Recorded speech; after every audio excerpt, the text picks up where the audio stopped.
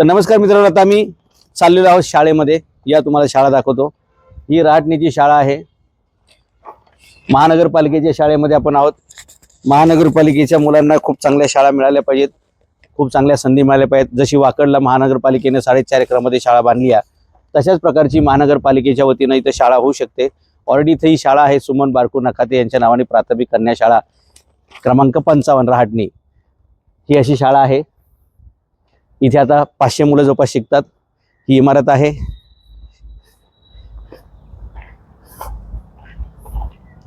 आता ही शाळा आपल्याला आणखी विस्तृत करून 2,500 ते 3,000 विद्यार्थी शिकतील अशा प्रकारचं इथं व्यवस्था करता येईल.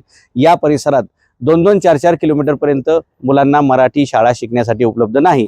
जी आहे ती अत्यंत छोटी पडती आहे.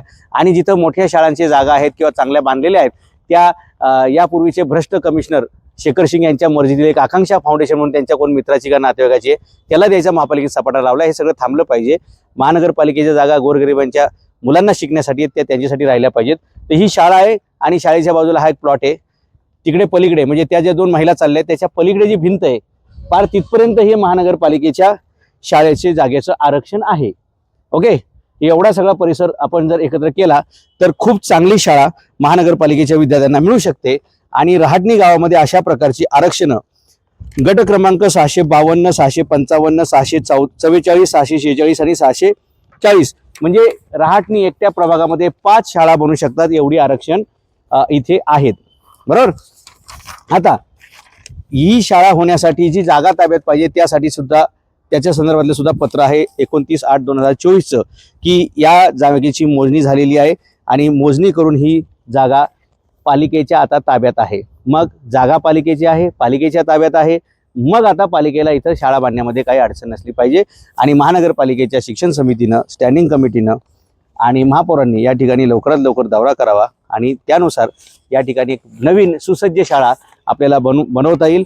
आणि या ठिकाणी गरीब, मजूर, कष्टकरी अशा लोकांची जी काही मुलं शिकतायत त्यांच्यासाठी ही शाळा असली पाहिजे. कारण तुम्हाला सांगतो, हे बघा, वर जो 3रा माळा जो आहे, पहिला दुसऱ्या माळ्यावर बघा सगळं पत्र्याचे शेड केलेले येतं.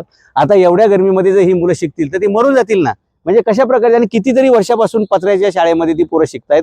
असं पत्र्याचं तात्पुरतं बांधकाम करण्यापेक्षा महापौरांनी, स्टँडिंग कमिटीने, चेअरमननी आणि शिक्षण समितीनं ह्या सर्वांनीच आपली सुद्धा मुलं कुठेतरी शाळेमध्ये शिकतात आणि गोरगरिबांची पण मुलं शिकली पाहिजेत हे व्यवस्थित लक्षात घेऊन या ठिकाणी लवकरात लवकर येऊन, मला वाटतं 13 जूनला ज्यावेळी शाळा सुरू होतात त्यावेळीच याचं भूमिपूजन केलं पाहिजे आणि या परिसरातील नागरिकांच्या मुलांना चांगल्या उत्तम सुविधायुक्त शाळा मिळाल्या पाहिजेत असं मला वाटतं.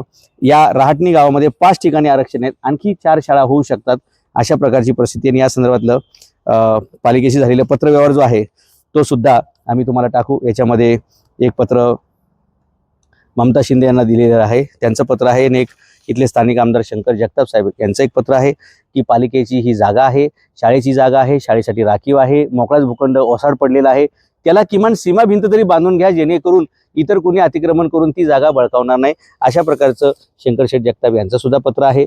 आता एवढं सगळं पॉझिटिव्ह असल्यानंतर फक्त आयुक्तांनी आणि महापौरांनी निर्णय घ्यायचा आहे आणि या ठिकाणी एक नवीन शाळेचं भूमिपूजन करून मराठी माध्यमाची शाळा, इंग्लिश मिडियमची शाळा, CBSE बोर्डच्या शाळा, सगळ्या प्रकारच्या शाळा काढता येतात. फक्त मानसिकता पाहिजे, इच्छाशक्ती पाहिजे.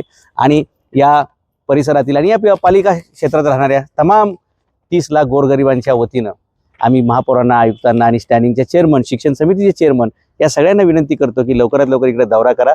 या शाळेचे जी काही जमीन आहे ती ताब्यात घ्या, त्याला सीमा भिंत बांधा, भूमिपूजन करा आणि अशा किमान 50 खोल्या तयार होतील.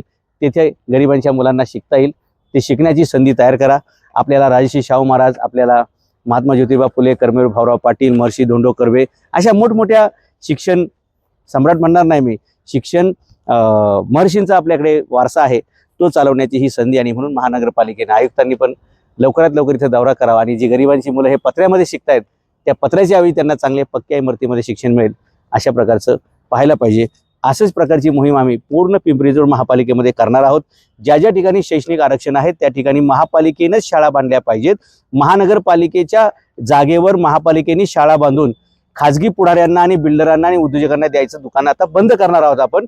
आणि जिथे कुठे पालिकेची जागा, पालिकेची इमारत बांधलेली आहे शाळेची, तिथे पालिकेनेच शाळा चालवायच्यात, जेणेकरून TET पात्र शिक्षकच नेमता येतील, त्याही शिक्षकांना न्याय मिळेल आणि विद्यार्थी कोण शिकतील तर इथल्या कष्टकऱ्याचे, गोरगरिबाचे, मध्यमवर्गीयांची, ज्यांना फी परवडत नाही आणि लांब लांब 5-5 किलोमीटर चालत जाऊन परत बसचे पैसे, परत ती सगळी लुटायचे. खाजगी शाळा म्हणजे लुटारूंचा मोठा अड्डा आहे. तर ते थांबावं यासाठी इथे मोठी चांगली सुसज्ज शाळा व्हावी आणि या शहरात जिथं जिथं आरक्षण असणार आहे शाळेची त्या ठिकाणी जाऊन आपण व्हिडिओ काढणार आहे आणि तिथे जाऊन नंतर महापालिकेने शाळा बांधायची आणि तिथे जाऊन महानगरपालिका क्षेत्रात राहणाऱ्या गोरगरिबांच्या मुलांनी तिथे शिकायचे. या गरिबांच्या शिक्षणासाठी आपण मोठं आंदोलन उभं केलेलं आहे. त्याच्यासाठीचा हा पहिला टप्पा आहे की जिथे जिथं शाळा आहेत, जिथं आरक्षण आहे तिथं इमारती बांधल्या गेल्या पाहिजेत आणि ज्या ठिकाणी पालिकेची जागा पालिकेनेच इमारत बांधली आहे, पण खाजगी काही घुसखोर तिथं घुसलेले आहेत शिक्षण सम्राटच्या नावावरती आणि ते पालिकेचं सगळं इन्फ्रास्ट्रक्चर वापरत आहेत. महिन्याला काहीतरी वर्षाला लाखभर रुपये भाडं देत आहेत आणि शेकडो कोटी रुपये कमवत आहेत आणि पालकांकडून सुद्धा लाखो रुपये लुटतायत आणि विद्यार्थ्यांना शिकवत काही घंटा काहीच नाही. कारण जे शिक्षक नेमले ते TET नाही, त्याला नेट नाही, सेट नाही, कुठलंही DED BEd MAd कसली डिग्री नाही. कोणीतरी 10वी 12वी नापास माणसं गोळा करायची, शक्यतो मुली गोळा करायच्या आणि त्यांना त्याचं शिकवायला. म्हणजे शिक्षणाची गुणवत्ता गेली, पालकाचा खिसा जाम झाला, पोरं दप्तर वाहून मिली. हे सगळं आपल्याला थांबवायचे.